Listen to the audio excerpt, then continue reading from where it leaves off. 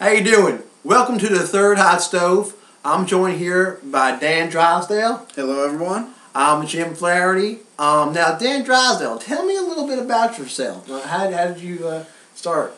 Well, I started off my career about 10 years ago. Went to CTS, Canadian School of Broadcasting. And from there, I went on to do several reports for the Mets, for WFAN. And then, after a while of that, they promoted me here to this television station right here to do Hot Stove reports. Yeah, now, you must be thirsty. Oh, yes, I am a little parched. Susan back there just made some great coffee. Oh, Susan. Thank you, Susan. Thank you very much about that. Now, moving on. Now that the spring training is about to start, the Mets have pretty much established that they're not going to make any more big moves.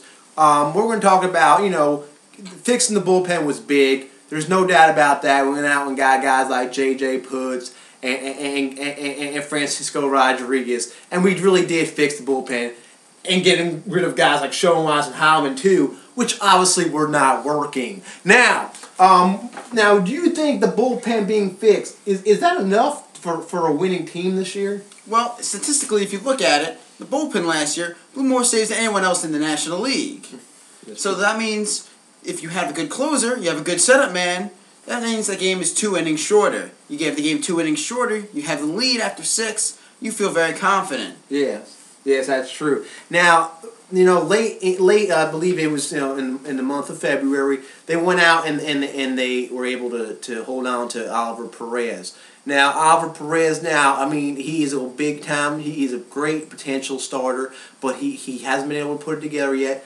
What spot in the rotation do you see a guy like Oliver Perez officially being in? Well, with a rotation like the Mets have, he can really fit anywhere between 2 and honestly 5, depending on how he's pitching. That's true. With Oliver Perez, you know what you're getting pretty much at this point if you're the Mets. That's true. You're getting some wins, you're getting some losses, you're getting some great games, you're getting some 9-walk games. It's going to happen. So what you got to do is you got to try to accentuate the good and hope it comes at the right times. That's true, and that's why I got you on this TV right now on this broadcast. I mean, this guy. Let me tell you a little bit about Dan. Me and him, we used to work together back in the day, doing some journalistic work, covering minor league teams for many years. That's how I got to know Dan. It's great that he's on our show today. But now we're gonna ask about his input. And we're going to try to evaluate, really, is this the team? I mean, now that we talk about the pitching, right? Now we got to talk about things like second base, questionable left field. Now you got Murphy, who really hasn't proven himself yet. I mean, he had a good stint there in the summer of last year, but is he going to be the player that we all want him to be? Well, right now you're asking a lot out of left and, honestly, right field. Corner outfield spots are a big question for the Mets this year.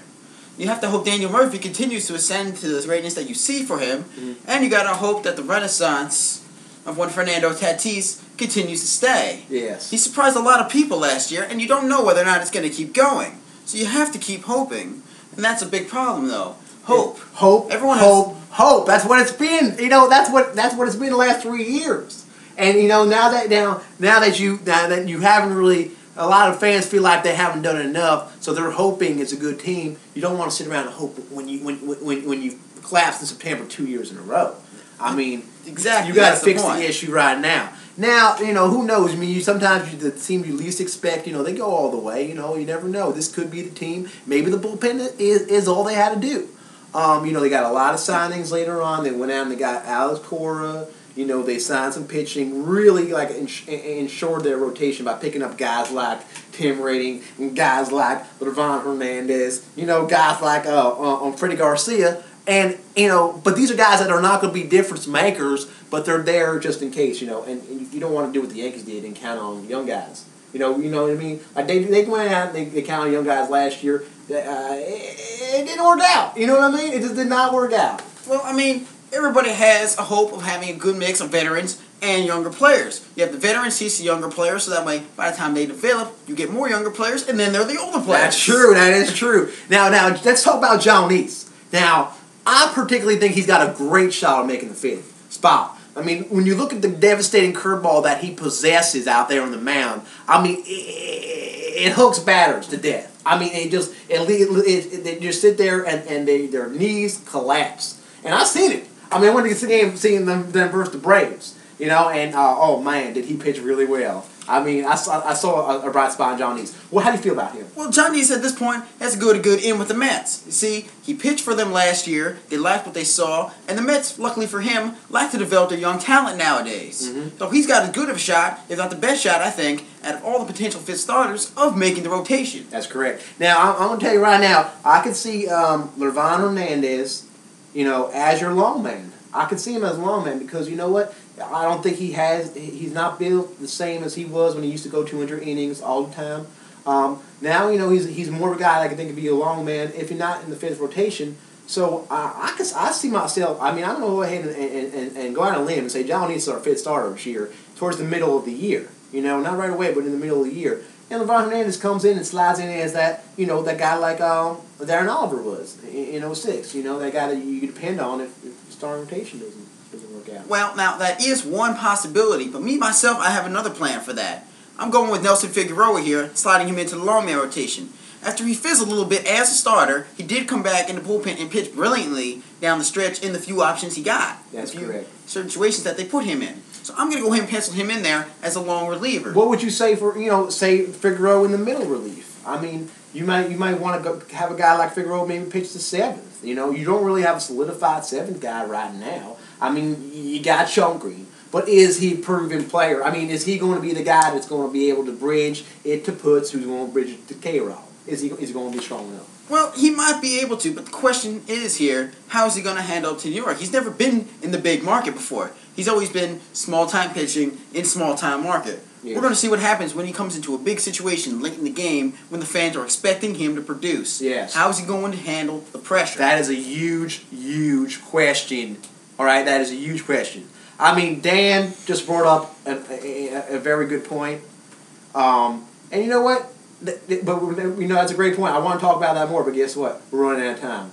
So what we're going to have to do, we're going to wrap this up. I'm going to do with one more final thought, and I'm going to leave it to you, Dan. What do you want to talk about? What is on your mind right now? Well, right now on my mind is one major thing.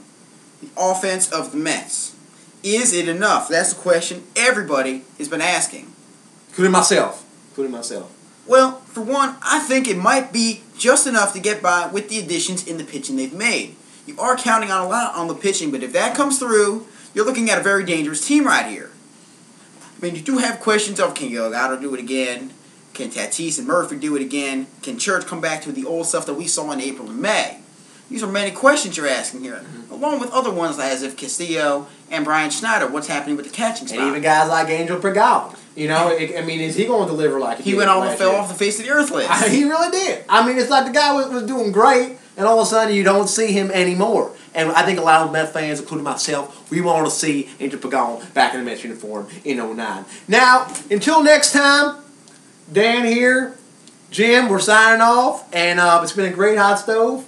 Unfortunately, we got to wrap it up, but I want to thank Susan for that great coffee. Thank you, Susan. That coffee was wonderful. That was delicious. And good luck, Mets 09, baby. Let's see what happens. I mean, thank you for being on the show. Lovely being here. Thank you very much. Till next time. See you later, everybody.